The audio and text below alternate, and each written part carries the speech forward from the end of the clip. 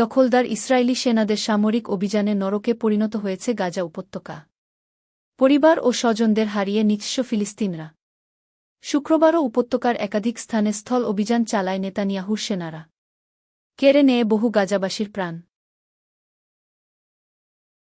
দক্ষিণাঞ্চলীয় রাফা ও উত্তরাঞ্চলীয় এলাকা জিকিমে অবস্থিত ত্রাণ কেন্দ্র ভেসে যায় খাবারের খোঁজে যাওয়া ফিলিস্তিনিদের রক্তে। কেরেম সালেমেও বর্বর আইডিএফ সেনারা বন্দুকে সাইলেন্সার ব্যবহার করে ত্রাণ প্রার্থীদের উপর গুলি ছুটছে বলে জানা জাতিসংঘের মানবাধিকার কর্মী। নেতানিয়াহু বাহিনীর বন্দুকের গুলিতে এদিন প্রাণ যায় ১২ বছরের এক শিশুর।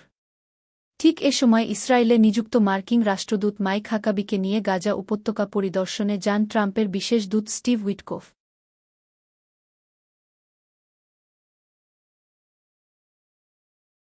৫ ঘণ্টার সফরে যুক্তরাষ্ট্র নিয়ন্ত্রিত গাজা হিউম্যানিটারিয়ান ফান্ডসেও যান তিনি, যেখানে ত্রাণ সংগ্রহে গিয়ে সর্বোচ্চ সংখ্যক ফিলিস্তিনি নিহত হয়।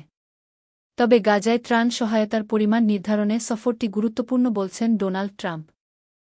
আগামী শুক্র, শনি ও রবিবার যুক্তরাষ্ট্র, ইসরায়েল ও তাদের মিত্রদের দূতাবাসের সামনে প্রতিবাদ সমাবেশ করার আহ্বান জানিয়ে বার্তা দিয়েছে সংস্থাটি। আইডিএফ গাজা না ছাড়লে প্রতিরোধ চলবে বলেও জানা হামাস।